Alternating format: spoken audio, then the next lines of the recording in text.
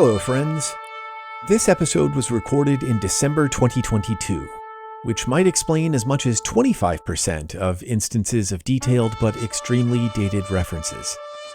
Owing some truly nasty audio problems, this episode's edit got put in the crank hobbyist pile.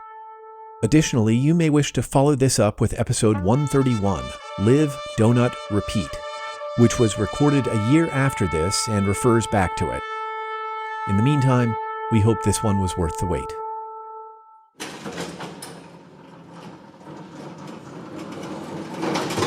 All right, we're synced. So now we all get our glasses. Get our shoes and our glasses so we can have like them. This? That's a Jewish like icon. This. Like this or like this? Saul, when are we going to start recording? Oh, you're a funny person. Yeah.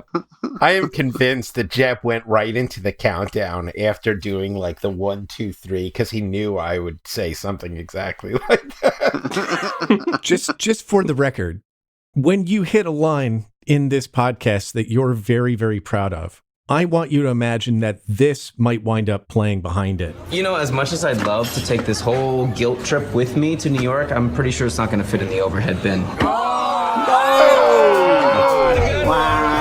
So, yeah, if at any point you just sort of feel like you need to reply to somebody's joke with, oh, I mean, know that if you're right, you may be backed up with that later, but, you know, you could wind up hanging yourself out to dry. So I have it's a long read on kind of, and I really think I should probably cut it down. But if you're explaining the entire story of Hanukkah, I think you can just, the broad strokes are going to suffice. It's not like not everybody needs to know everything about it. In the beginning. You know what time of year it is? It's Christmas time. I gotta tell you something real about Christmas. Fuck you if you don't like Christmas. Fuck you if you don't like Christmas. Yeah, that's right. It's not even about Jesus. It's about the holiday. You gotta respect the holiday. Broadcasting from the beautiful Uncanny Valley, it's Christmas Town with Dave and Jeb and friends, your source for highlights and analysis of the films of the Hallmark Network, movies made for the gentlest of people. I am Jeb Lund, the only person who wishes Katz's Deli looked like a Johnny Rockets, and joining me is the guy who I shared everything, including scarlet fever and rubella with on the boat over to Ellis Island, David J. Roth. Merry Christmas, Dave. Merry Christmas, Lanceman. How are you? Have you eaten? How was your food? You're kind of spoiling how this is going to turn out. All right. Because as it happens, thanks to, as I mentioned on a bonus podcast, a broken computer and a case of COVID, this is the only and, in fact, extremely inaccurately named entry in our countdown to Christmas countdown. We're counting them down. Because we're doing another Hallmark Hanukkah movie, and we've put together an all-star cast to handle it. We were recently featured in a wonderful Slate article extolling the virtues of podcasts that are more or less just friends chatting with each other. And while we were there once, there was one man who was on there as a guest or co-founder of almost literally every show. He's a co-founder of beloved legal podcast Mike Dicta and Hostile Witness, and a contributor to A-Lab, All Lawyers Are Bastards. Please welcome back Charles Starr. Thanks. I'm happy to join the Minyan. Yeah. We'll get a rousing Kaddish going once we get all the other 7 Jews on this podcast introduced. And joining us as well as a contributor to McSweeney's and The Onion, as well as a co-founder of the Tax March and a regular guest on the Stand Up with Pete Dominick podcast. Please welcome the woman who taught me how to make latkes, MAURA QUINT. I don't count to the Minyan, do I? Do I get to be You part can, of it, or is it we're because of the modern. whole girl thing? Like, okay. No, we're modern. All right, cool. I'm in. This is a reform podcast. Perfect.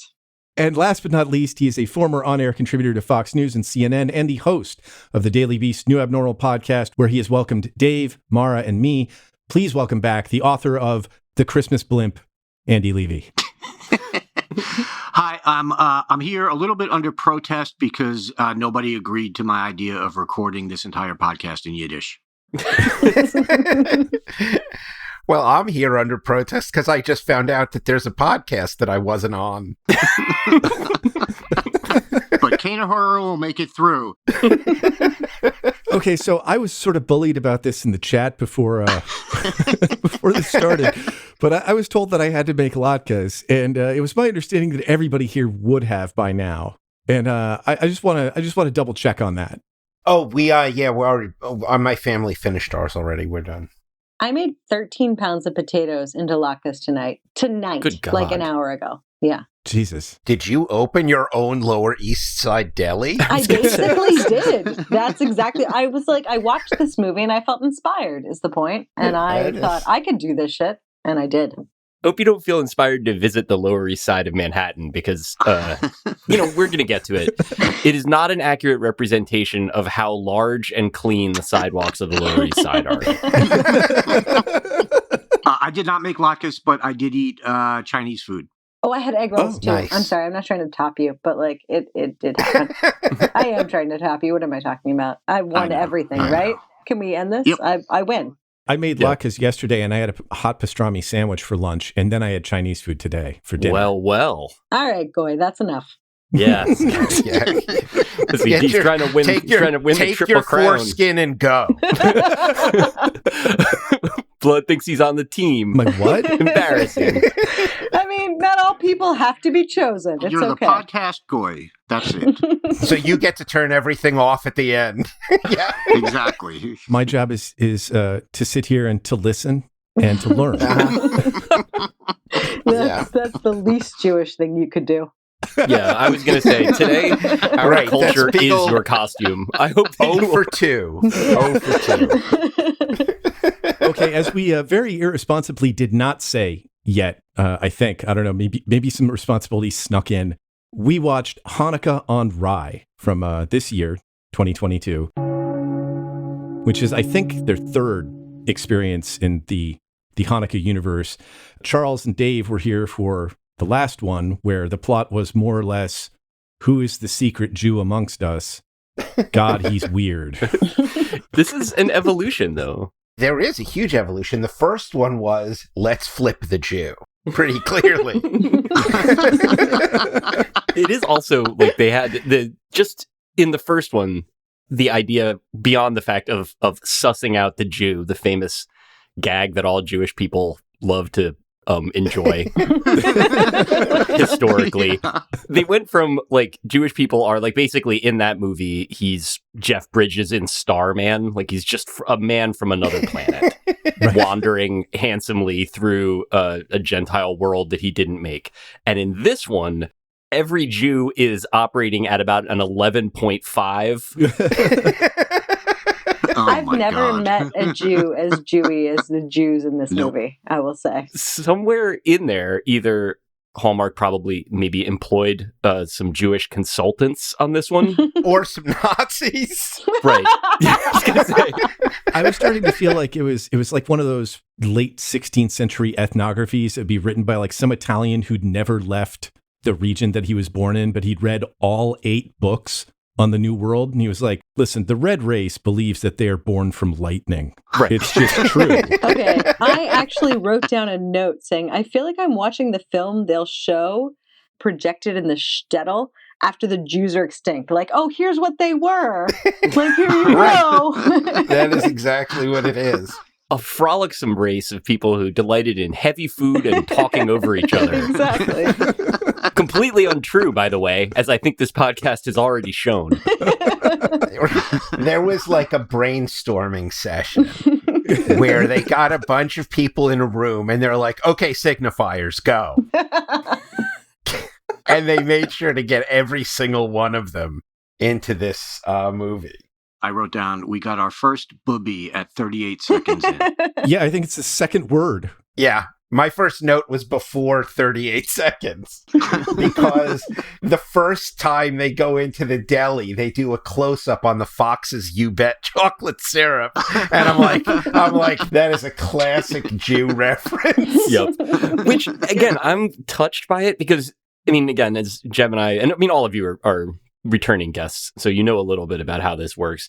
That is more attention to detail than Hallmark has shown in any of the films that they've made. I mean, that like all of them are being shot at the same time in the same place in Scarborough, Ontario in July. people are just putting on each other's hats and playing different characters and stuff. This is the first time that they were actually like, it's you bet. Like, you got to use the right chocolate syrup or else all of our viewers, famously detail-oriented and culturally astute, will be lost right away. Oh, I wonder who was in charge this time. Are you all right? Well, let's get cards on the table here before we make any more jokes. Okay, this is a film that was made by a Hollywood company. Like, if anyone has anything they want to say about that, just fucking say it. We're all adults here. I want to say that it was directed by, and I gasped when the name came on the screen. It was directed by Peter DeLuise. Yes. Don DeLuise's son. Yes. Also from 21 Jump Street. Excuse me. Yes, of course. But produced by George Soros.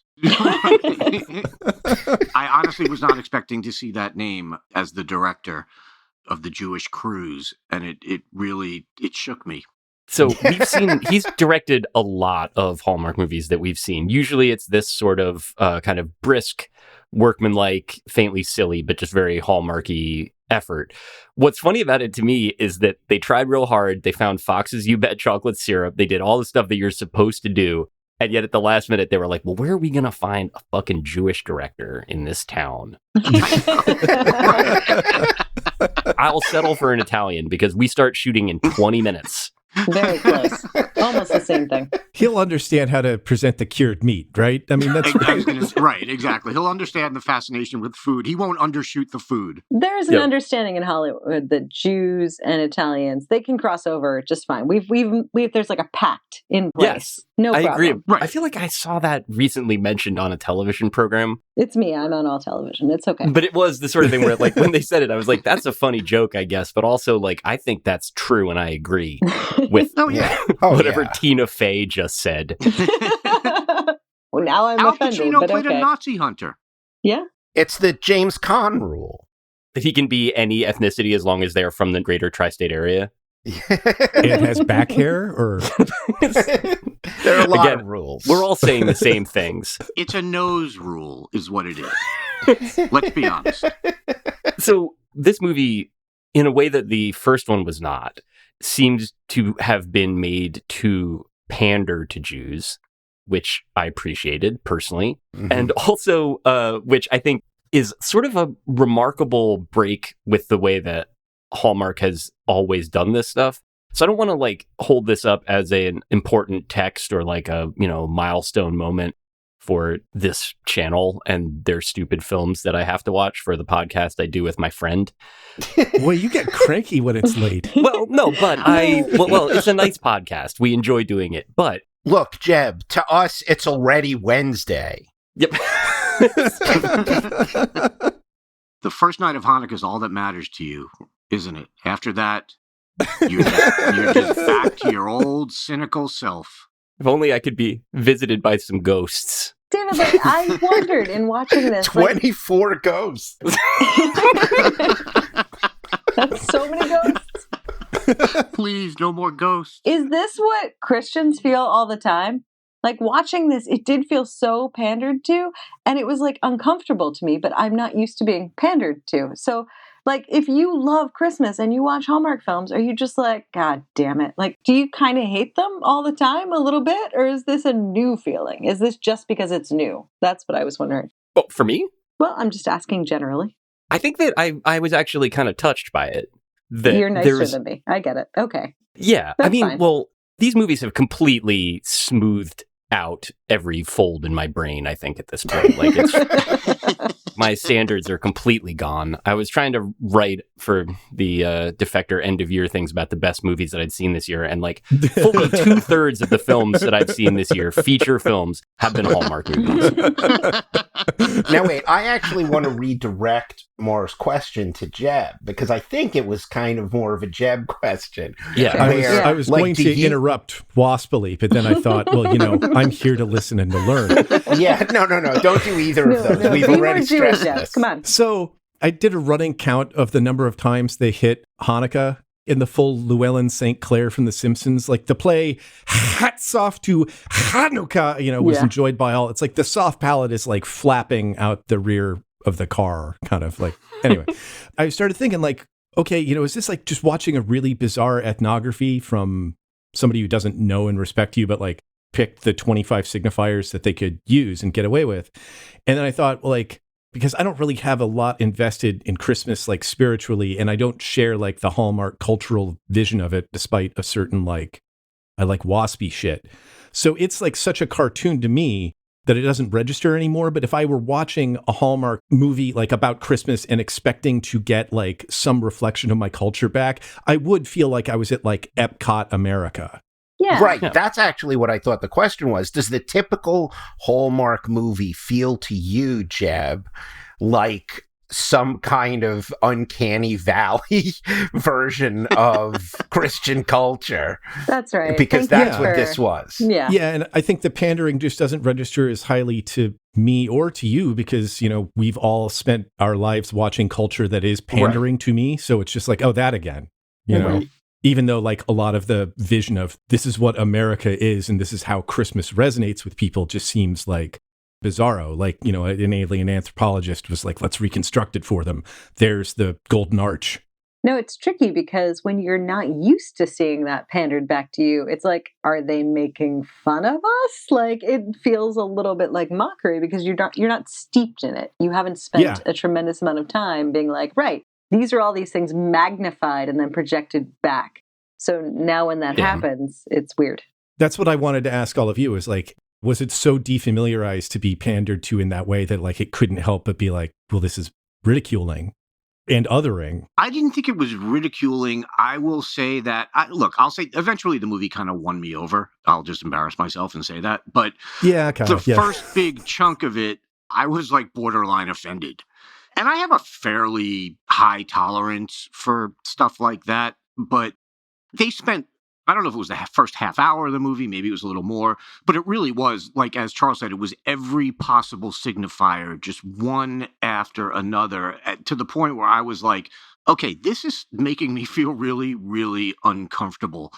And it took a while for that to go away, and I think they sort of, it was almost like they had to give the origin story for Jewishness in like the first half hour. It was like having to watch Batman's parents die in every Batman movie. Like they had to do it. Mm-hmm. And then once they got past that, the movie actually got better for me anyway. And I stopped being borderline offended. But yeah, I spent the first, I thought that I was not going to be able to watch the whole thing because I was just going to Elvis the TV. So yeah, I wouldn't that's say. What I was. Oh, sorry. I was just going to say, Andy. That's what I was going like. Yeah, too. It's like I had that same arc, so I wasn't like because I realized you just said like right after you said I felt embarrassed, and I didn't want you to think I was like, and you should be.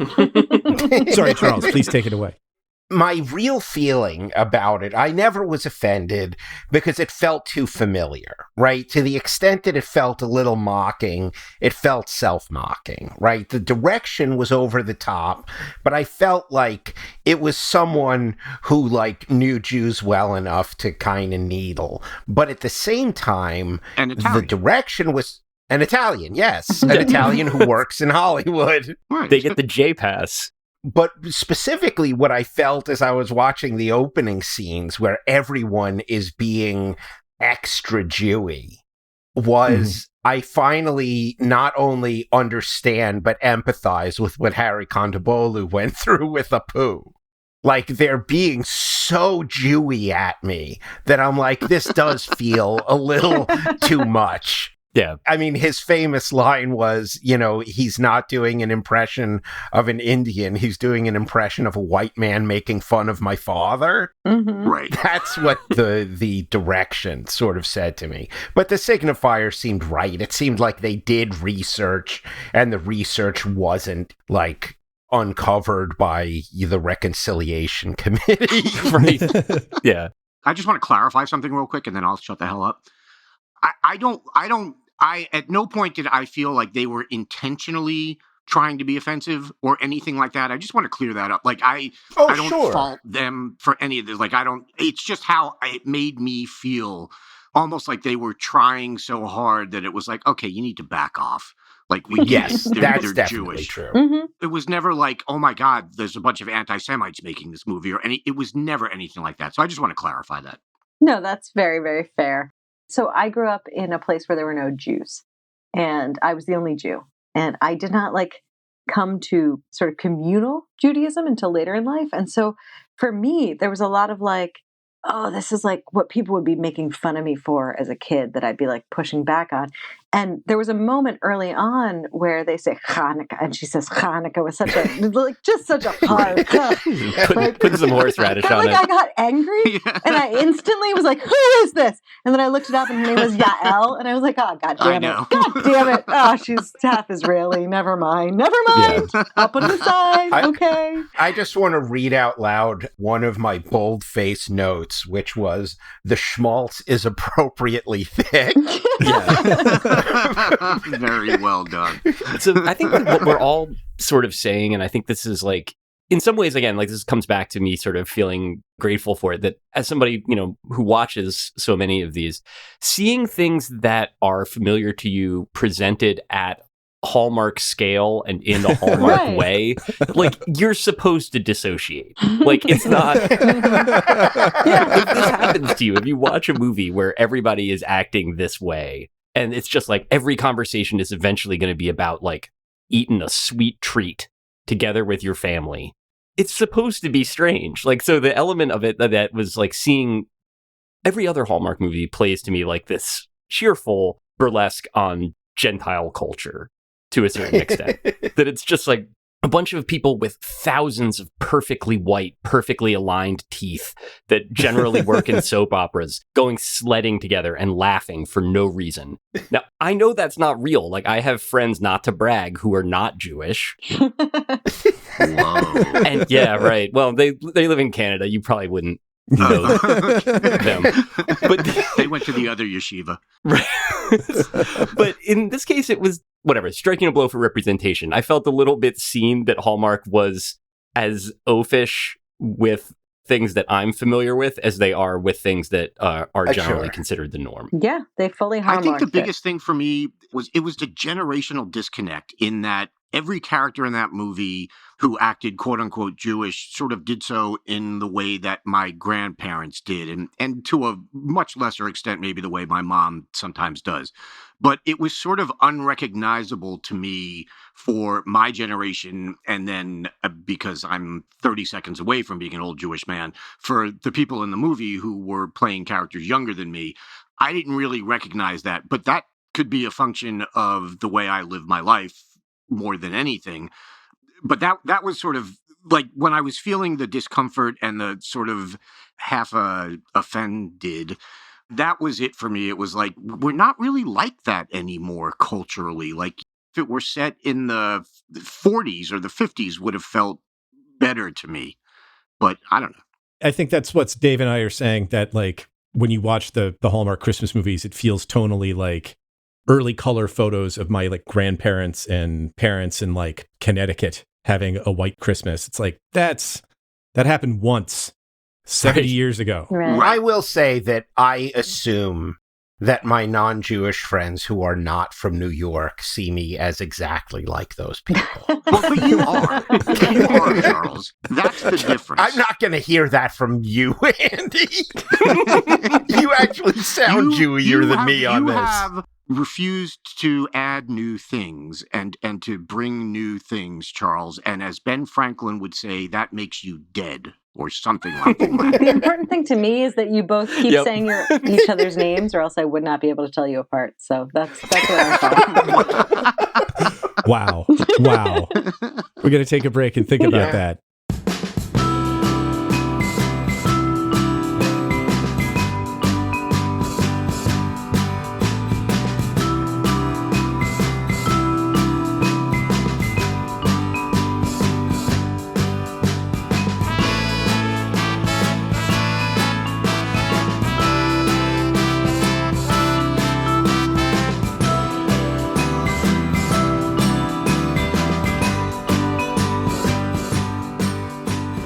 So as I said before the break, we watched 2022's Hanukkah on Rye, and let me just go ahead and give you the cast rundown. Now, most of these people don't have a lot of Hallmark credits, and they're not ones that you're going to recognize, so we'll just skip that part.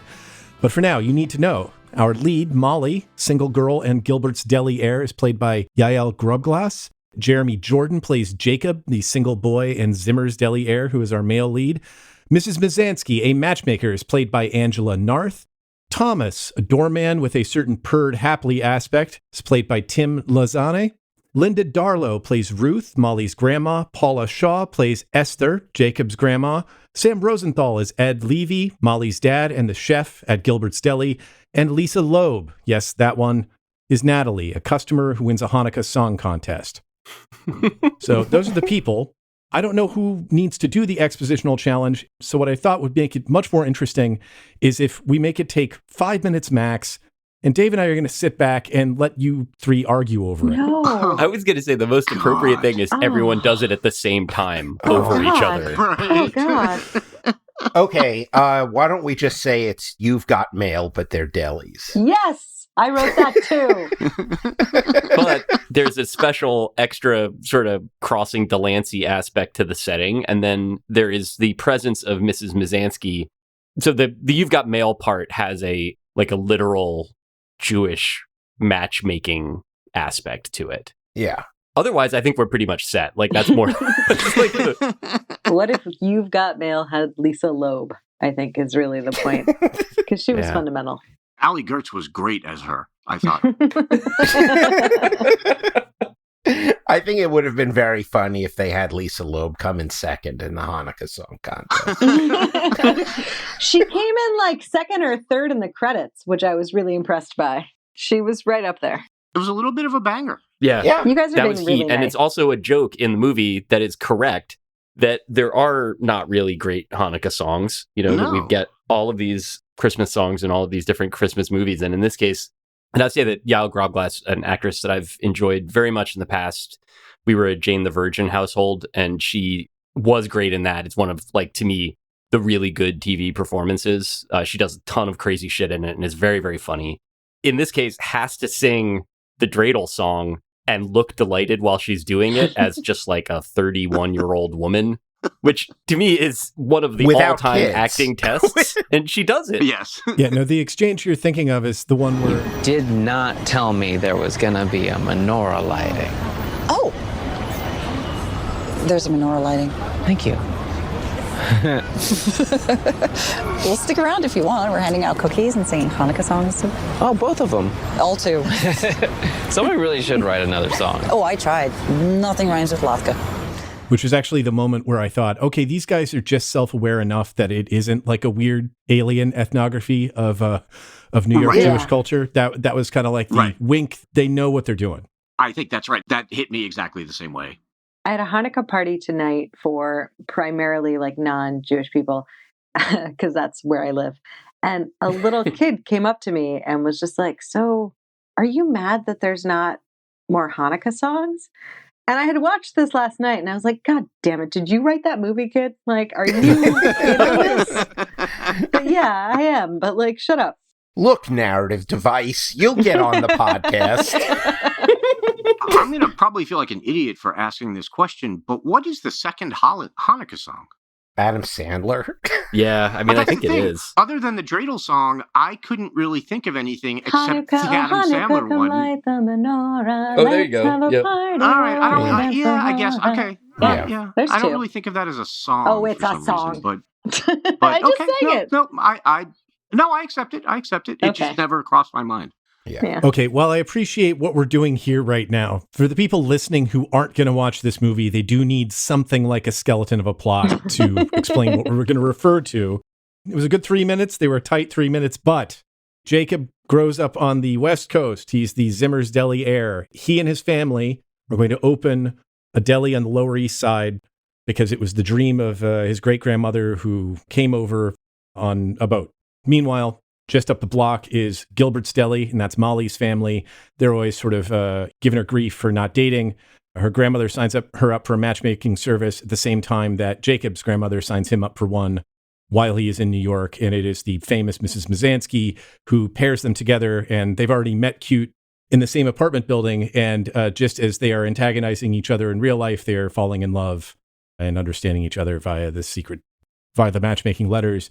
She winds up sponsoring some events to try to get more people in because she realizes that the deli is failing, and then that's where we get the Hanukkah song contest. And then we also there's a classic Hallmark binary. She's a little bit old-fashioned. He's a little bit new. They both learn lessons from each other as they grow to respect each other and their respective businesses and do various Hallmarky antics and gambits and songs and food way stuff. The twist in the plot is that he learns before she does that they are both signed up with the matchmaking service. He doesn't tell her for 3 days because he's got a big grand reveal. And when he does it, she correctly, there's a lot of adult behavior in this movie, is like, this violates my trust. Why would you not have told me? That's the sort of Hallmark quit bailout, but then they get it back together, thanks in part to the Bubbes at the end having a latke making contest and realizing that their families actually met on the boat on the way over, and they really can work together. They're calling it the Battle of the Bubbes, Dave. You know, they get the Bubbes and they get together, but they're very contentious because they're very, but they're very talkative people. And it's a crispy pancake on the outside, but it's flaky on the inside. All right, well, we're not going to do any more Trump voice. That is, we probably will. It wasn't filmed at the Tower, so he didn't get a cameo. Right. Mr. Trump, are you eating a blitz? We were told to do the plot, and yet the Jews all got like stuck on some nuance of the songs, and the guy had to come in and be like, okay, like here's actually the story. We were actually talking about a narrative here. Yeah. We were supposed to do the Torah, and we did the Talmud. That's right. Because I love that recreating a quaint rabbinic story that you might hear in a sermon. Anyway, I think we can give ourselves the air horn. That pretty much covers it, right, Chad? We didn't leave anything out there. Well, I don't think so. I think you're right. I think we do deserve an air horn. There it is. That's the coolest synagogue I've ever been to. Yeah, it's not like your parents' synagogue, like you get together, you play guitar, Molly, sing a song that's got a yidle diddle part in it. This is a Reconstructionist podcast. You guys know Lisa Loeb? We do not have a cantor. We have a funk master. Sitting down backwards on a chair and saying, "Do you kids know Lisa Loeb?" is actually like exactly one of the truest assessments of the Reform Judaism vibe. Oh, that's amazing. Turning the chair back around because you have a lower back pain. I've been advised not to sit that way. Actually, it's better this way. I'll stand. It's fine. Don't worry. Anyway, Lisa Loeb. I see some of you wear glasses. So our first segment is Spot the Angel, in which we watch till the first act break, and then we see if somebody is supernatural. Somebody clearly is in this movie. We all know who it is. I don't think she qualifies because I don't think like her true supernatural powers are anywhere close to revealed before the first act break. But let's talk about Mrs. Rose Mizansky, who, God help me, kind of looks like Peter Cushing as Grand Moff Tarkin playing Mrs. Claus. Wow. I was sure that it was going to be someone young in old person makeup. Like she just, like the way they made her up in this movie, it was like Mrs. Doubtfire kind of. No, not like Mrs. Doubtfire, like Glenn Close in that movie where she was a guy. Albert Nobbs? Yes.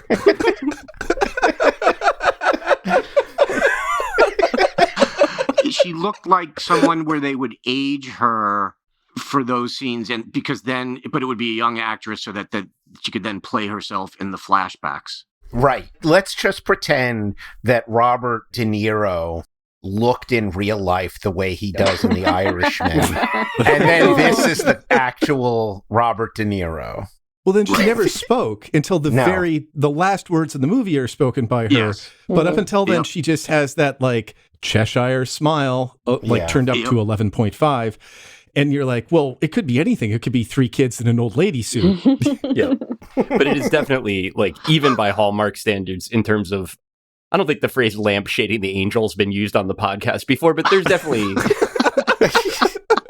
Glamping the angel we've used. But they really, in this case, were putting their foot down on it. That said, whatever. I appreciated it. Most of your supernatural creatures in Jewish lore are bad, so It's nice not to have a Dybbuk. I think that would have killed the vibe. Yes. But this is real Old Testament. Like, angels are always showing up and like, no, you get married now. I was going to say, do you think the obviousness was because unclear. they did not think that Jews would understand what an angel was, so they had to really go over the top? Because it's just like, well, this doesn't make sense to them. We really got to lay it on. I was worried that Thomas was going to be a magical Negro angel. He kind of was. I wrote Spot the Angel. Then at first I wrote, it's a Jewish movie, so Bubbes is the angel. Mm-hmm. And then I said, wait, no, it's the black doorman. And then finally I was like, oh, it's Rose the matchmaker. Yeah. But I do agree that, was it Thomas, the doorman? Mm-hmm. I mean, look, it's the trope. It's the, There's a moment when he literally gives a thumbs up to the male lead. Yes. But then there's also a bit right when there's a really important conversation between Jacob and Molly where Jacob has to navigate around his obligations as Jacob and then as David in the matchmaker letters. And you can hear to me, just kind of look like Perd Hapley. It's just, you heard with Perd off camera, just taking a sip of his coffee and really enjoying it. There's just a long, sustained... Yeah, he has to hit some Kermit tea lizard poses in this. A lot. This movie, for the most part, I think is very well performed. And it is a really weird thing to be like, all right, so you're Perd Hapley playing meme Kermit. Good luck.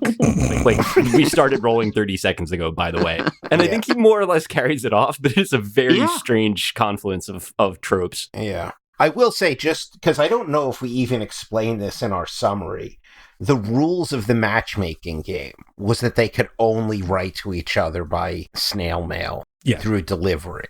So that was like the background where they're meeting in real life separately. And the doorman just essentially took over the job of the beleaguered delivery guy who kept having to just sort of pick up at the apartment and then hand it back to the doorman. And the doorman's like, I'll just handle it from here and pretend that I'm giving them to you. Right. Yeah, they split the fee. Because the conceit is that when they write to each other, they have to use different names, David and Beth. So they don't know who they are, and they don't know that they live in the same building. So they think they're messengering these letters, or I guess they are messengering them technically, I guess, to the matchmaking service, which then I never really could figure that out. I assume they were messaging them to the matchmaking firm, which would then send them to the recipient. That one guy who shows up to pick it up is like clearly a dedicated courier just for the service. So he picks it up, he goes to the other person's residence, and then he crisscrosses, and that's what he does. What was happening was he was getting a text from the delivery service telling him where to go, and he was just confused because he's like, I'm already here. Right. 5 of us watched this movie. This is how long it's taking to explain how mail works. It was a very John Wick sort of universe building where they had, the service has its own messengers and, its own paper and its own pens. And it just reminded me of John Wick. I don't know. Yeah, I think that you're not alone, Andy. This movie reminded everyone of John Wick.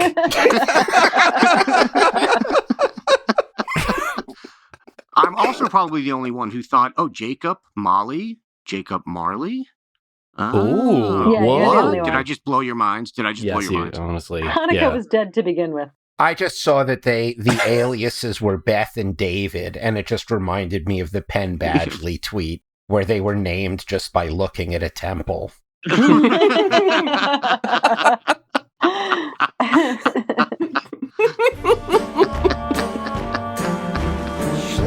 Devils mit loves a holla, fa la la la la la la la la. 'Tis the season to be jolly, fa la la la la la la la la.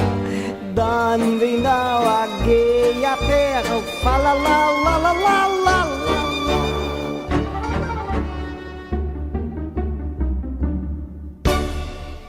la. So this is probably going to be the most difficult segment for all of us because there's just a lot to cover. It's Eat Your Heart Out, and that's what we talk about. Man. Can we just do the rest of the podcast as this segment? That might be what happens, I think. But no, it was one movie, but there was enough material for 8 episodes. It's not fair because every single moment that they paused was a food cooking show. Like they took it directly from, the baking challenge Jew Day, where it was just like, here we go. Right. Like all the contestants on the show had to visit the Lower East Side, and then they get back to the kitchen. It's like, now I want you to incorporate with some of these interesting Jewish people you met today. Guys, it's the Great Yiddish Bake Off. Yeah. Yes. It is. It is. It fully was. All right, wait. How about if we play a game where we go in a circle and everyone names one Jewish food from the movie until we run out? I don't even have to remember what was in the movie. Just name any Jewish food, and it was then it was in the movie. Yeah. I will say there were a lot more poutine mentions than I would have expected. Yes. Yeah. And then there was a little bit of self-awareness, like, let's get rid of it on the menu. And then somebody says, what do you have against Canadians? That was cute. Right. Yeah. They make some great movies up there. I heard. Everyone turns to the camera and stares at it for 5 seconds. The Police Squad theme starts playing and they freeze there. What do you have against Canadians and their good labor rights?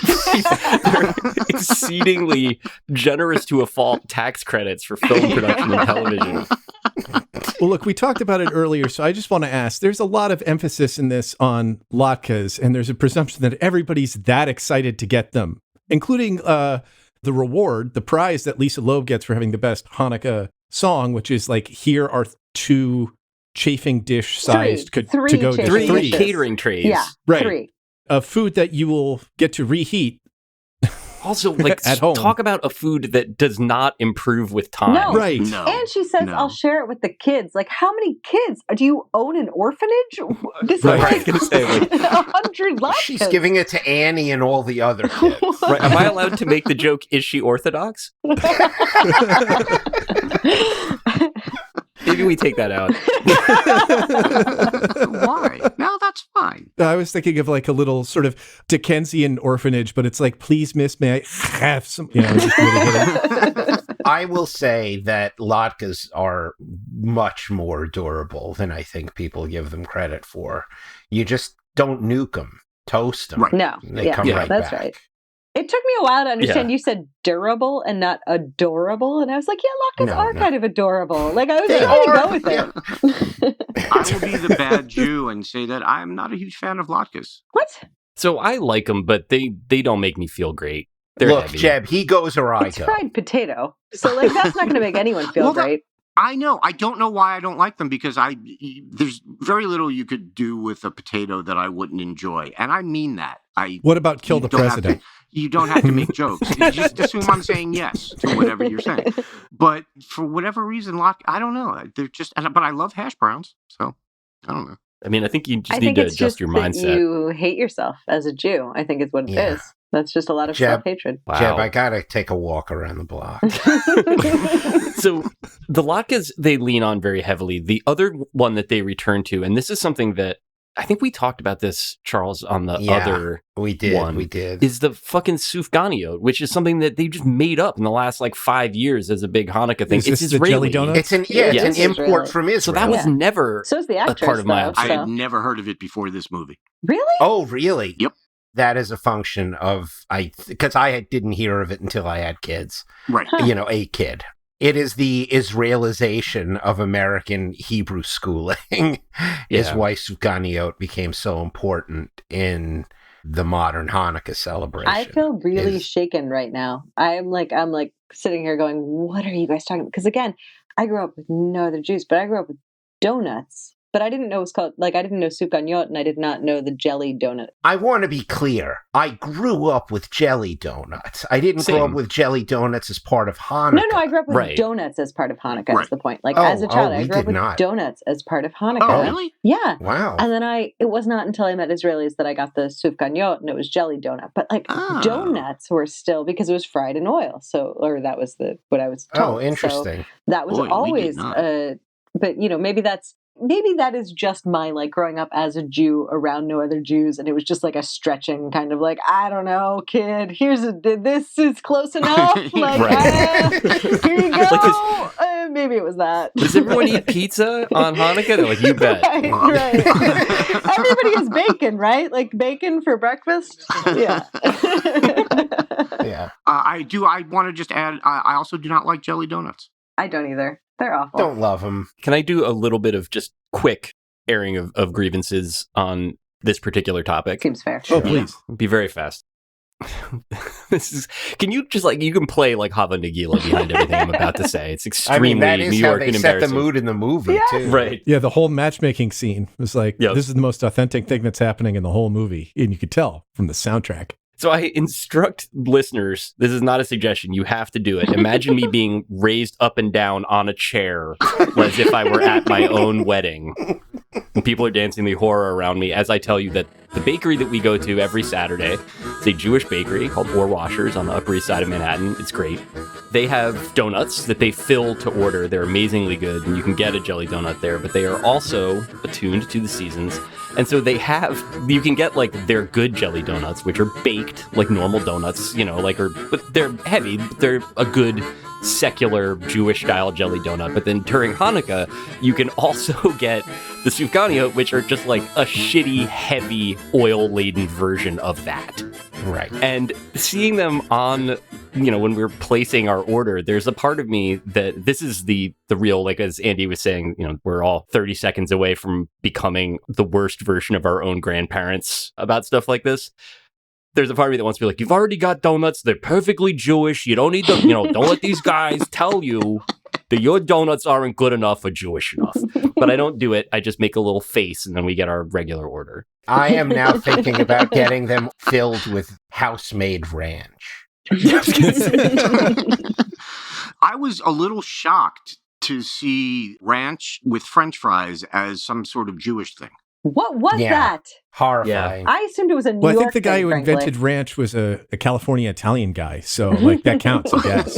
Right. The Hidden Valley is where the Jews that eat ranch are. No. I mean, I'm a ketchup guy, but mustard I get, obviously, but I do not remember ranch with fries being and the big thing about that deli was they did everything the old school way. So I was just, again, ranch, I was shook. To me, just always strikes me as the most Gentile thing ever. You just get a side of ranch again with your bacon bits or something. I don't know. Right. But yeah. And again, this restaurant was founded before ranch was invented, which was in the 40s. Right. And it was a California diner. As I walk through the shadow of the Hidden Valley of death, I will buy no bottled dressing.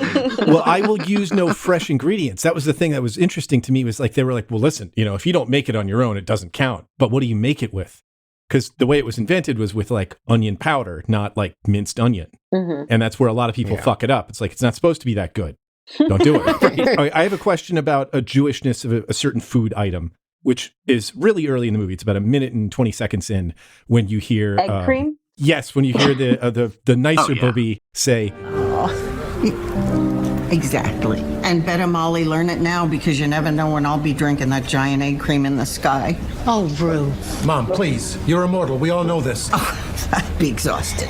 I wrote that down. I've never heard that expression. Okay, so that's not an authentic expression. Great. Thank you. Not. That helps. Well, it's very common. That's how Jews refer to dying. I'm going to the deli. But what about an egg cream? Is an egg cream particularly a Jewish drink? Yes. Is it? Absolutely. It is a Jewish immigrant drink. It was invented in New York. I was going to say, again, to me, this is very New York. More than it strikes my Jewish identity, it's oh no, that's what New Yorkers do. It's so cute that you think there's a difference. I know. Right. I know. That is when you consider that on Seinfeld, everyone was Jewish. Right. Right. George Costanza and the Costanza family were Jewish. Right. Kramer was Jewish. Right. They're all Jewish. Yeah. Even Elaine Bennis, the Shiksa, was basically Jewish. I'm going to rewatch Sex and the City and see it a totally different way. Yeah. And then also, is it authentically Jewish to love digging candle wax out with a walnut fork? Motherfucker, I did it 2 hours ago. Feel good. You goddamn usually. right. A knife, usually, just the edge of a knife. A toothpick. Just the enthusiasm of the couple of let's go home and do that later.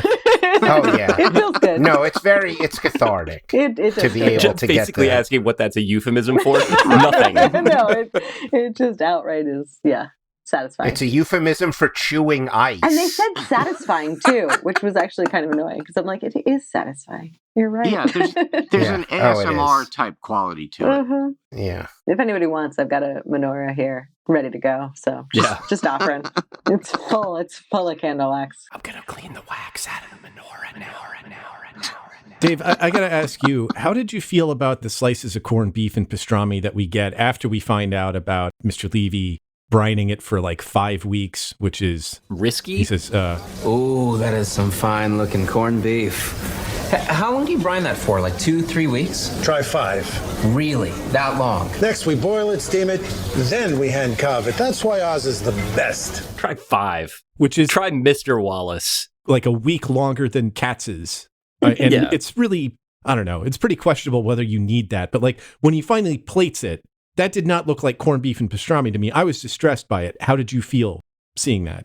So one of the things that regular listeners will note, it's one of the few observations that I have, so I make it every time, is that a lot of the food displays are basically the same as you might see on a, like, catering on a film set. So it's this large format ziggurats of rugula or piles of oranges or whatever, and that's just how Hallmark assumes that everybody eats their food.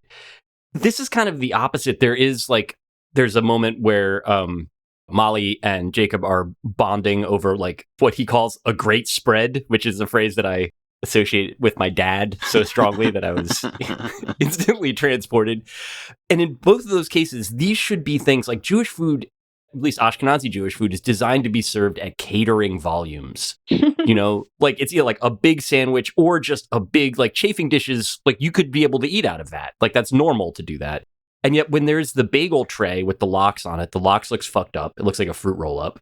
And then that is an absolute catering display presentation of lox, by the way. Yes, it is. They like roll each slice. And the corned beef, when it's displayed, is kind of like if you ordered prosciutto at a fancy Italian restaurant.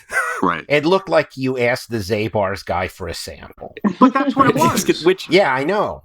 I wasn't offended by it. But it didn't look like... They looked like little medallions that had puckered, like they had been microwaved to get some of the fat out. It did not look like a slice of corned beef. That's the thing, is they looked way too lean. Right. Yep. You should get one hand-cut piece. It should be kind of big. You should wind up staining your clothing while you eat it, and then you're like, very good. Yeah. That's how it goes. More of the same. I will say I was happy that they had stuffed cabbage in there. Constantly rotating bumpers of food. Can we talk about the constant? This is the one bit that I was most struck by, because Peter DeLuise will, and some of the other stuff of his that we've seen, I can't believe I'm about to ascribe a directorial flourish to him as if he invented He's an auteur. He is an auteur. Yeah. And, you know, so DeLuise heads, fans of God DeLuise, will know that he likes to have these little, like, interstitials. Usually it's in, like, you know, a garbage store mysteries and stuff, so it's just a close-up of a nutcracker or, you know, a broken piano or something. In this case, it is glamour shots of deli food. Rotating sometimes deli food. Rotating, yes, it does rotate, which is... and now give me salty. So yes, there's some smizing kreplach in there. A lot of stuff that you wouldn't expect, but they dig pretty deep. Yeah, they get the black and white cookies. Yes. They get the stuffed cabbage. There were one or two where I was like, what is that? Am I supposed to know that? Oh, shit. I got to be more Jewish now. Right. That looks like an enchilada. Also getting out Jewish, getting big-footed by fucking Hallmark. I'd be like, what, you never had a kasha varnishka? Like, no, you don't get to say that to me. I know what your movies are like. Am I the only one that thought some of those shots looked CGI? I'm not even kidding. There was one near the end where I was like, that is CGI. There was a Navi eating a hot dog. Did they pay Mark Ruffalo to wear a mocap suit and then they just turned him into a club sandwich? Can we also point out the fact that Gilbert's was not kosher? Right. Yeah. Yes. I mean, not that Katz's is, not that whatever. Right. But like they have this like very whatever. And then, you know, they're serving the pastrami and the whatever. And the rugula have a lot of butter. Yeah. And I'm like, man. I was stuck on find the name Gilbert's anyway? Because I was like, are they Scottish? What am I supposed to be going with here? That's not the traditional Jewish name, I think. Are they a gin dynasty? Yeah. When my grandfather, Shmuley McKinnon, came over. Exactly. I'm still reeling from a McAllister being on the Argentinian national team. Oh, I loved it. But yes. The one food note that it was arresting enough that I stopped and took a screenshot, and I'll link the screenshot thread in the show notes so you can see all the other screenshots, including Mrs. Claus Moff Tarkin. Molly's entire fridge is filled with the little takeaway foil birds. Oh, yeah. Of bird meat. And there's at least 11 in there. There's got to be more. They have to start smelling at this point. They have to have started smelling. Right. Like I counted 11 heads. That's all that you can see in the shot. But like, just if she's getting one of those a day, there's a lot of rot of animal matter going on in there. Look, I want to point out two things. Number one, your fridge has nothing else. Right. Right. Like literally not even. And glass bottles for juice. Yeah. How do you have 11? Your mom isn't going to see your fridge. And if she does see 11 takeout swans, she'll be horrified. She'll be so mad. Just throw them away. Destroy the evidence, dummy. Give them to someone on the street. I think she brings them to the JCC every day.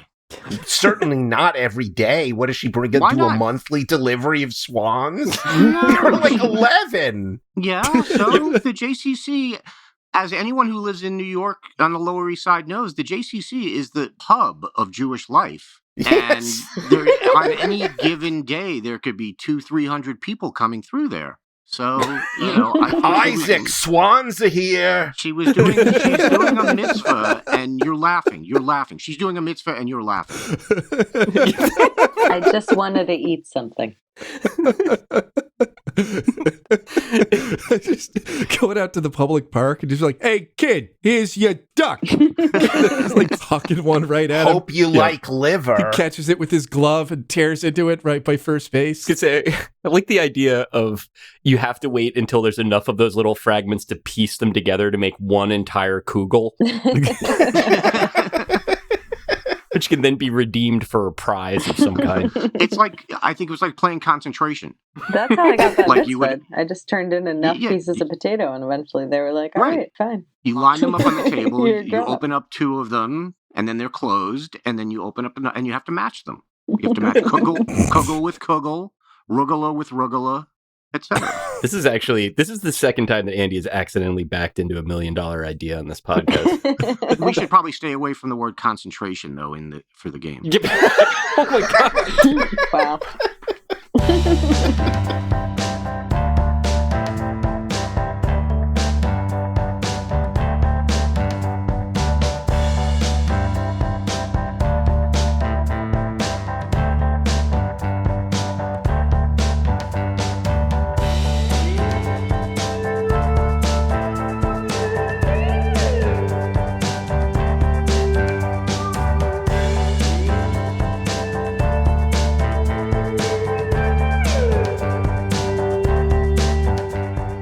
Okay, well, everybody here is veteran enough to participate in this next segment. It's the Hallmark Expanded Universe, and that's where we look at the elements and the characters in this movie, maybe the settings, and then see where other Hallmark movies with similar settings or themes might overlap with it, where we might see the characters commingling. Charles, go first. What'd you see? Oh God, no, I can't. I'm terrible at this segment. I don't actually think about these things I forget them as soon as you say goodnight at the end of a prior recording. None of these people could be in that Walking the Dog movie. I will tell you that. Not a single one is allowed into beachfront property in that small town. Yeah, I think, Jeb, this might be one where legitimately you cannot get there from here. The only one I thought would be Joel Parker, the Jewish New York-based actor who goes to play a Gentile boyfriend in Bucks County in the one that we watched before, Holiday Date. And that was episode 78. He didn't understand a hammer. Right. I would imagine that like maybe, he does a show and then it's late at night and he goes by Gilbert's Deli to get a sandwich. So like literally every Jewish person that we've ever seen in the Hallmark universe has at one point been in that deli. Oh, yeah. That's about the best I got. That's like 4 people, though. Yeah. Well, I mean, it's all the extended family. That's why the deli is struggling. Yeah, I was going to say. All 2 songs, Jeb? I think that it would be funny if he showed up there because as we have, I think, at this point established, there's a lot of like Jewish pacing and cadence to this. Like people are talking a little bit faster. They're talking a little bit closer to when the other person finishes talking than is normal for a Hallmark movie. And so the idea of any Hallmark character walking, like Lacey Chabert walking in and just like Christmas garb and being like, what kind of soups do you have? Everybody else just being like, why are you, like, it's taking you a really long time to talk. Yeah, we talk a lot about like, you know, there's Earth 1 and there's Earth 2. To me, it was like the Hallmark movies generally take place on Earth 1, and this was Earth Jew. Right. And it was just like a completely separate universe. It's the universe where Jesus never converted. Exactly. So we come to Overdetermined. It's the part of the movie where we were already down a path where we knew the stakes and the meaning of things, and we were probably going to wind up anyway, but the movie stopped and reminded us, or it forced the issue in a way it absolutely didn't have to. MAURA, how did you feel watching this one? Was there a moment where you're just like, oh God, I get it?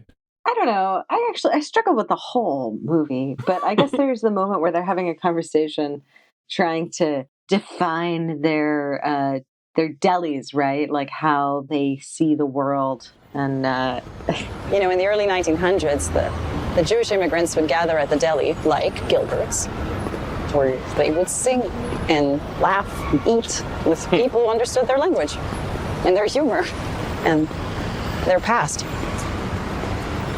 Gilbert's was like an oasis for them, a place where they could feel at home. We weren't supposed to last, but we did. Like the oil in the Hanukkah story.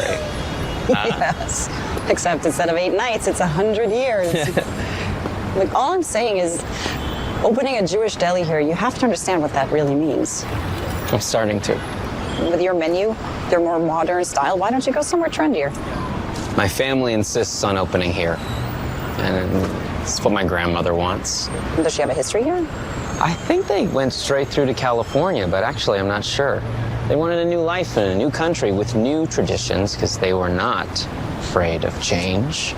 Which, by the way, is the lesson of Fiddler on the Roof, which I watched after you shamed me into it.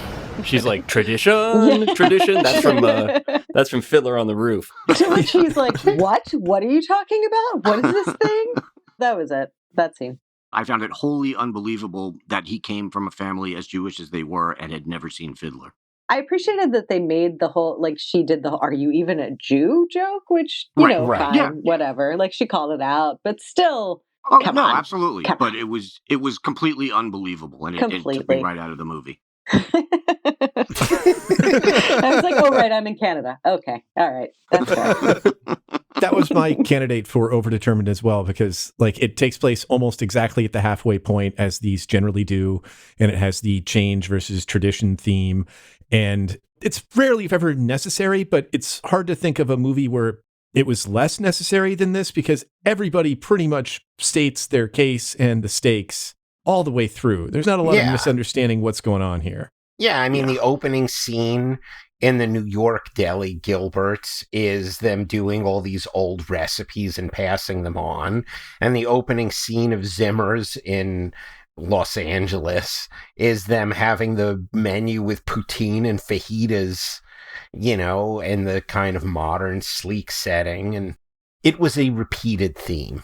Can I say, just because it's a Hallmark movie, when we first saw like the New York deli and Gilbert's, and then they showed us, the next thing was like a shot of the coastline of LA, and I was like, wow, they are really, really fucking up the geography here. Because I they were trying to tell us we're in the same place, and I was like, wow. Yeah, like, is that supposed to be Staten Island? I don't understand.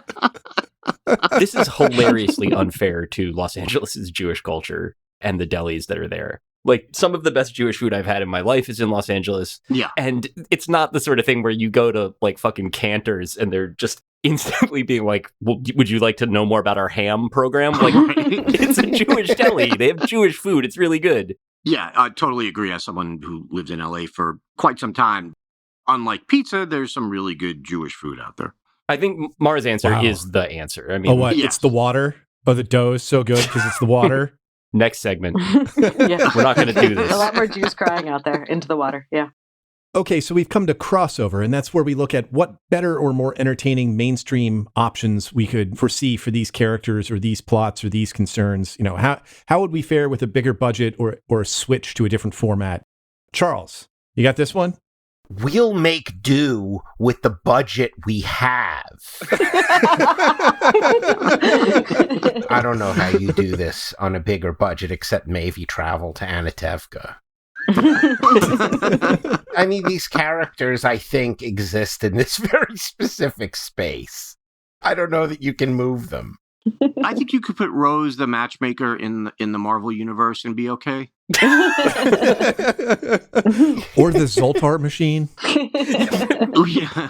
You could put Thomas the doorman anywhere. She had the eternal quality, like, you know, she could be one of the, if not an actual eternal, she could just be some, you know, some kind of ancient universal force that brings people together.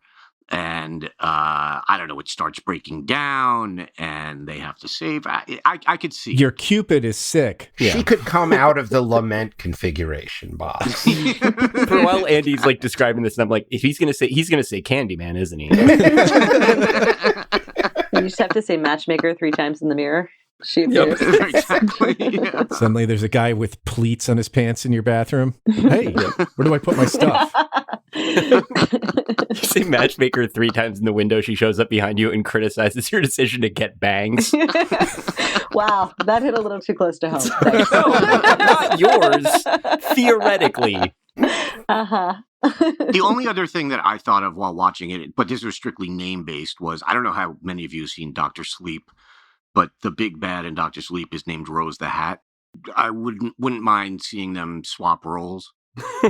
Or just accepting that somehow Rose the Hat is the same character in both films. That, like, right, technically, exactly. Like Rose the matchmaker is the old, you know, she's what's her name, the actress? I can't think of it now.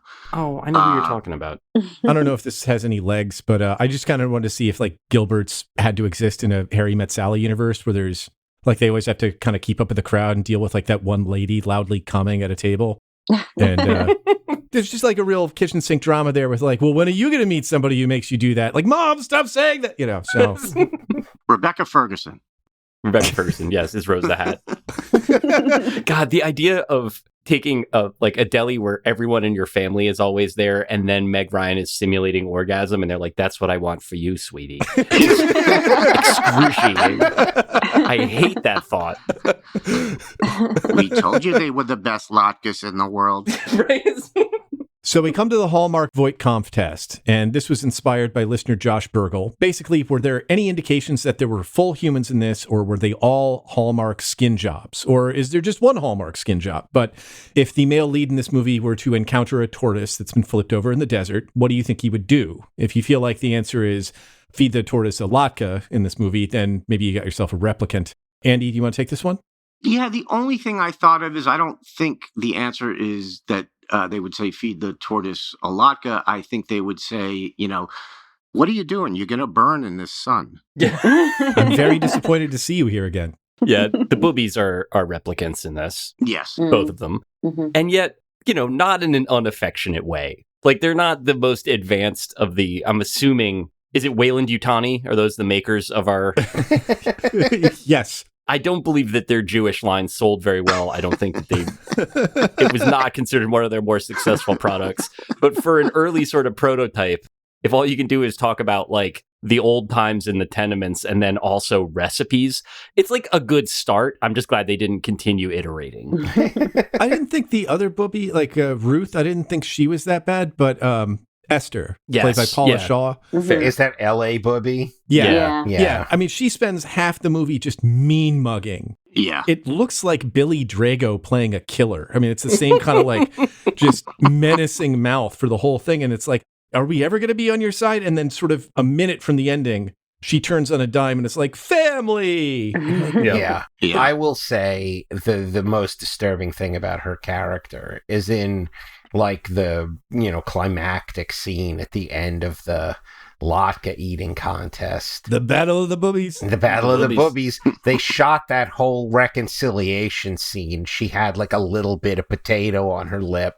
And I was like, fuck, man. Don't you have any PAs on set? I can feel that one, Charles. They do not. Yeah. Like the thing I keep coming back to, I explained this on a Mariners podcast. They were like, so what are the Hallmark movies like? And I told them that in the movie that we watched where the young butlers fall in love, that's called Young Butlers in Love, they just left a very audible fart in the movie. You're not supposed to eat the dish yet. Yeah. They don't care. I mean, potato on the lip is one of those things where you could say that's like a character choice, but like that's not supposed to be in there. That shouldn't be there. Well, I brought this up. I think I put it in the group chat. I am 99.9% sure that at one point, Molly, instead of saying Gilbert's latkes, says Gilbert's latkes.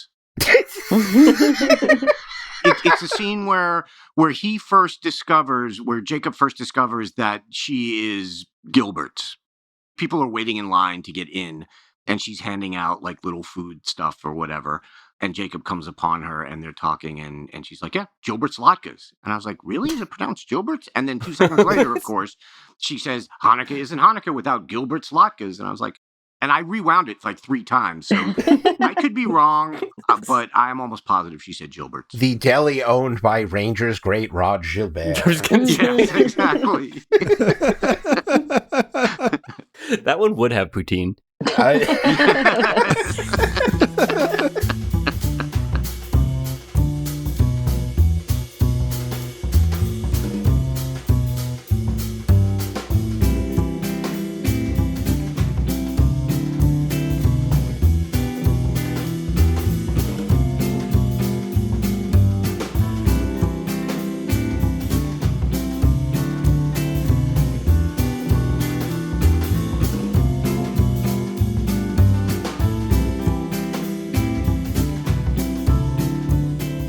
So we've come to who's the real villain.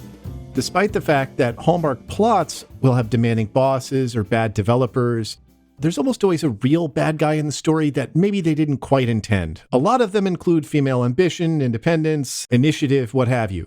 But in this case, I'm kind of stumped personally. I'm not really sure there's necessarily a force at work here that's like, well, they didn't mean to say that, but this is a searing indictment. Am I off base there, or was there something where you're like, The bad guy is not being ready for marriage. Yeah. Like not providing grandkids and a legacy is the bad guy. It is the worst possible outcome. So I guess in that way you could say that the hidebound and obnoxiously expressed elder Jewish visions of what it means to have a happy life as an adult, I suppose, are in there and they color it. But this is all very light. Like while I was watching, I was thinking about that. And somehow, like, I would say that the New York City commercial real estate gets away very easy in this. Yeah, it does. Yeah, they're raising rents. Right? Yeah, they're raising rents. How much is it? Oh, it's $190,000 a month now. Yeah. I mean, this is the thing. It's like the idea, like, part of what makes the Lower East Side what it is that it is, at this point, like, just an experiment in pain for people that want to open stores there. It's terrible. So, yeah, in this case, it's like the one time you see a lady, she's like, take all the time you need. I know it's important that you rent this space. Wrong. Not how they do it. Right. You have 15 seconds or I bury you under this building. Right. Yeah. And it becomes an ATM kiosk. Sorry. I can't really think of other bad guys. Yeah, no, there were no villains in this. They play that aspect of it for laughs, too. They show the two Bubbes being literal clones of each other in their behavior.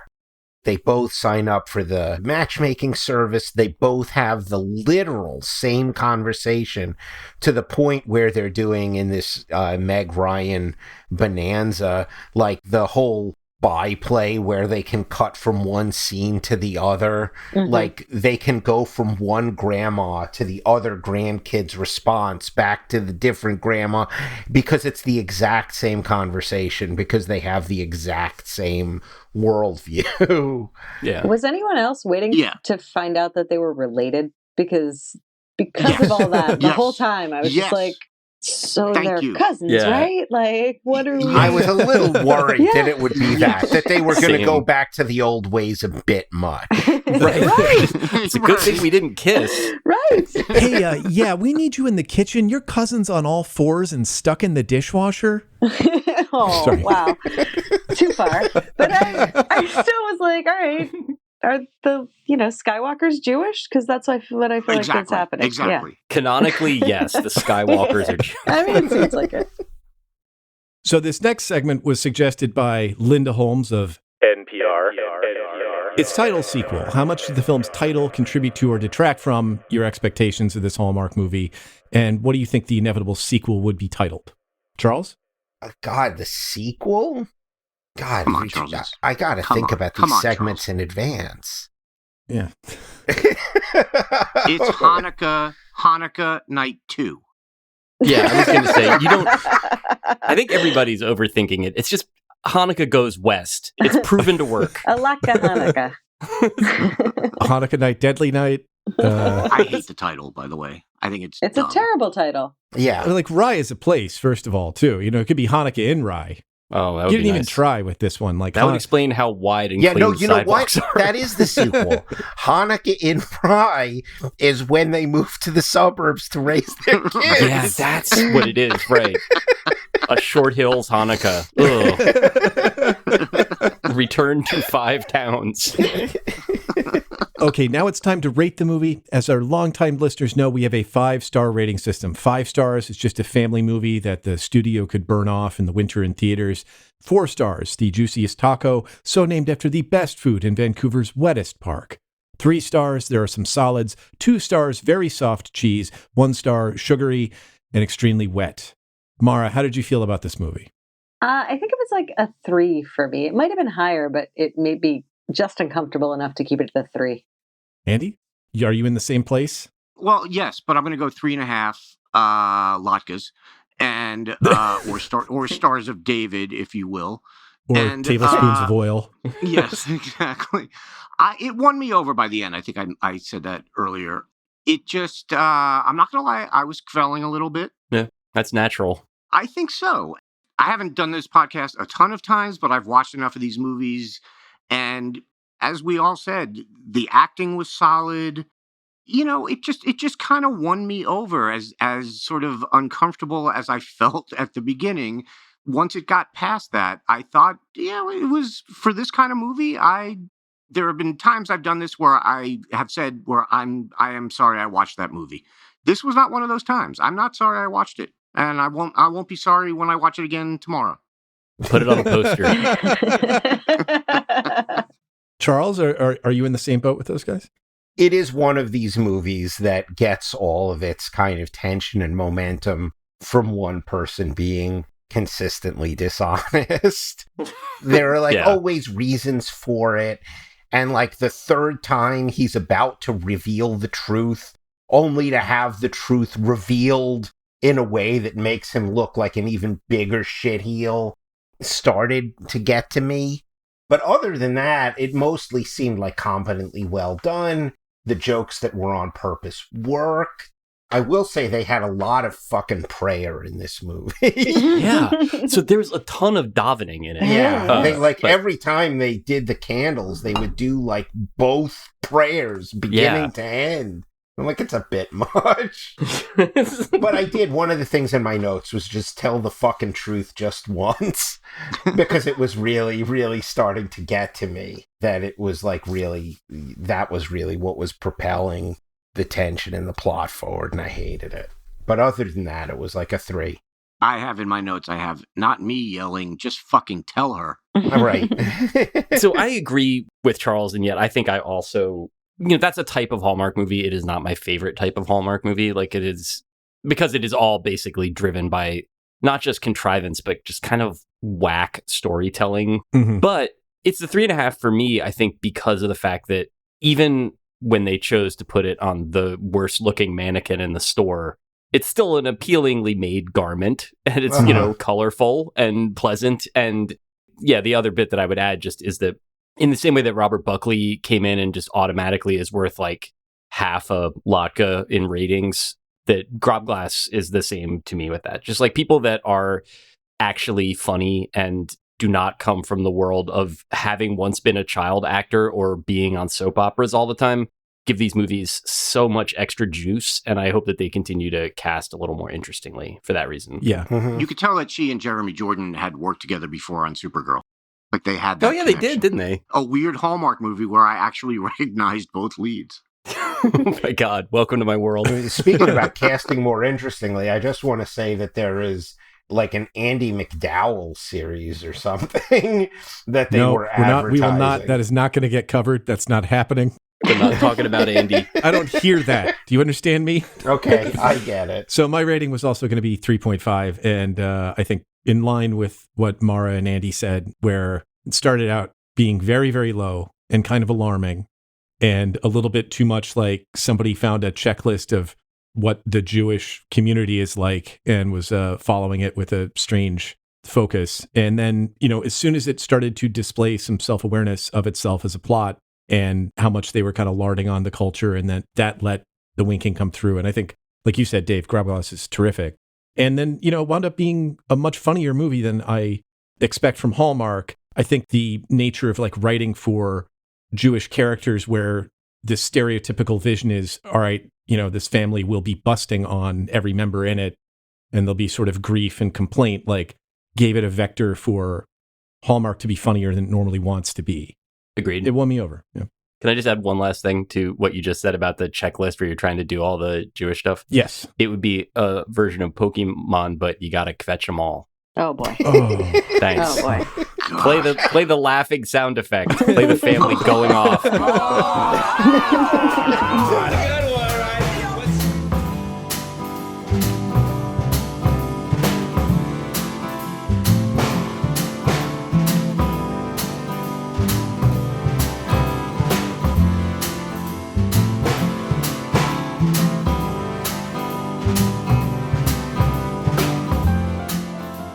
Okay, so we did it. We went through everything we were supposed to go through. Now we're going to find out if maybe we were supposed to talk about some extra things in those categories and we didn't get to them. It's the leftovers. It's the stuff that didn't belong anywhere else or that we were a little bit too distracted to get to. Charles, I can hear takes burning up your mind pocket. Yeah. In the opening scene, there's no way that they don't sell an electric menorah. Because they treated the arrival of an electric menorah like someone just invented literal fucking fire, right? They responded like fucking Judd Hirsch himself walked into the deli. They were like, oh my God, that is incredible. Number two, we talked about the... Judd Hirsch. Yeah. Sorry, Charles. Yeah, we talked about the making the egg creams. And for people who don't know the basics of an egg cream, there is no egg, there is no cream. It is chocolate syrup, Fox's You Bet preferably, milk, and seltzer, stirred gently, etc. So she's got one of those like old school seltzer guns. They show her shaking it like it's whipped cream. That's not going to help. What are you doing? I think I see your problem right there. There is a scene where he spots a penny on the ground. And I don't know that your Hanukkah movie should have so much weight on a Jew picking up a penny. I have the same note, dude. I was like, they're not really doing this, are they? Yep. I was like, there's no way. Can I give you the counterpoint to that, though, Charles? Because there was one bit that I flagged, which was Thomas the doorman mentioning, seemingly unnecessarily, that both Molly and Jacob were very generous with the end of year tips. Yes. So over the top. I had that note too. Dave, before Charles runs through all the rest of them, I know that you like to do an IMDb dive. I recognized the writer's name. And then, of course, when I looked up IMDb, they did not have Peter DeLuise's name on there yet, which I always love. the promptness of the organization. But what did you have on the IMDb search? So the writer is a woman whose work we've seen before. The one that I was fascinated by was the matchmaker, who, as we have established, is kind of an uncanny presence. She seemingly has had a really interesting life. She's 76 years old. She didn't act in her first movie until 2018. Wow. She was a teacher. She was a college professor. She retired. She wrote children's books. Apparently, many of them were bestsellers. She also, under a pen name, wrote books of Canadian folklore and had a bestseller with a book called The Bathroom Book of Canadian Trivia under that name. Wow. She's been in 14 movies in the last 4 years. A lot of them are Hallmark and some of them are horror. But she seems like a fucking cool lady. So shout out to Ms. Narth. Thank you for inspiring me to try to have a more interesting back third of my life. Yeah, no kidding. Well, now I feel bad about the Tarkin thing. No, you're not wrong. Yeah, no. I mean, that's how they style her. That's how they made her up, yeah. The only real note I had, I should have gotten to it in the food section. It's when he's been gone for a day and his family FaceTimes him and they're like, oh, you've been gone so long. And he's like, it's been a day. And then given that it's Hanukkah and what time of year it is and the position of the sun in the apartment, he's gotten into that bottle of wine at like 2:30 in the afternoon. Oh, yeah. Yep.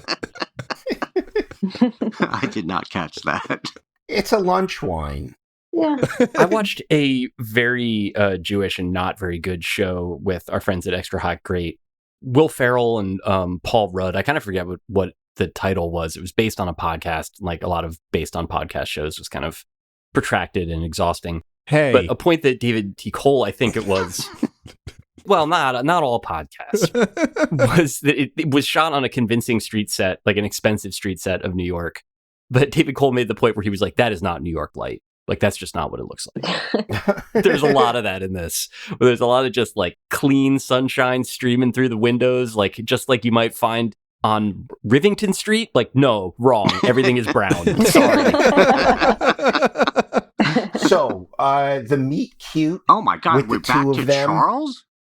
Yeah. Yes, I was back to minute 3. Done. Jesus. I have 2 more. The meet cute is at the very complicated New York lobby mailbox where he can't get his ancient key to work.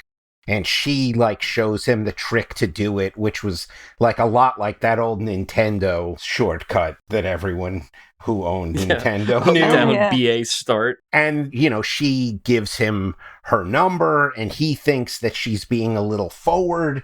And she's like, yeah, I wasn't hitting on you. You're not my type. And when he says, what's your type? My note was heterosexual. Yes! Because he had not been acting particularly heterosexual. No. I had the same thing. That was my first note when we saw him. I was like, ooh, gay son. Yeah. Yes. I was like, oh, this is a lot they're doing. They're doing Jews and they're doing gays. This is great. I guess they just knocked it all out in one try. Oh. Yeah. More power to him. And then the last note I have is all of his lies have finally built up the rage that, you know, she should have. And she says at some point, are you sure you're even Jewish? What do you want to see, a DNA test? No, thank you. And, you know, that's not the line. No. Yeah. No. And hurry. But it's Hallmark. Yeah, right. Maura, what'd you have? No, I had a couple of it. The only one that really stood out is there's the point where she has the dad come in to do the sufganiyot class where he's teaching the kids how to make latkes, and he's like, he didn't want to do it. And then says in what I felt like, and maybe it's just because I'm too enmeshed in politics all the time, and I'm too like staring down the like lane of individuals who are so close to turning into fascist Nazis. It felt to me like he was looking directly into the camera and he said, I guess it doesn't hurt to remind people why we do what we do. It felt very just like, see, we're not grinding your babies in to make our matzah. There's tradition here. You just need to learn a little more. It's all okay. We're safe. It's okay. That's how despite what you've heard, we're just donut people. Exactly. He kept saying, oil. We use oil, not baby's blood. I thought that was a little much. But it was over the top. Common misconception. Well, I was going to say it was a wonderful sentiment to go out on, but... Oh, no, but I have stuff, so... Oh, okay. All right. I don't have to have stuff. No, come on, Andy. Let's go for it. Going back to something Charles said, I texted a friend while I was watching this, and I wrote, also, the male lead seems very clearly gay to me. And she wrote back, homophobe. And I sent her a picture, and she wrote back, oh, he gay as hell. So there was that. To me, I wrote down, do I think all Jewish men are gay? Like, I was questioning my own sense of whether or not I had some internalized bias, so that's better. For the electric menorah, besides the obvious product placement, to me, that was like a real over-the-top, LA, not traditional. We do things different here. We've changed. And it was like, okay, we get it. You can stop now. And yet he later does, this is one of the more subtle Jewish flourishes that I enjoyed.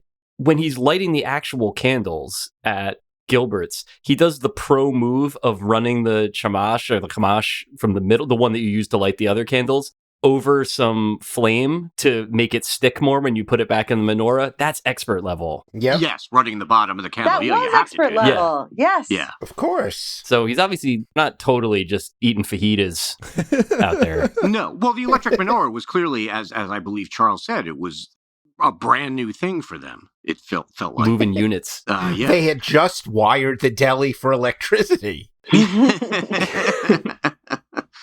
I tried while watching the movie because I was sitting there going, fuck, I want a corned beef sandwich so badly. And I know. Opened Seamless and I typed Jewish into the search box.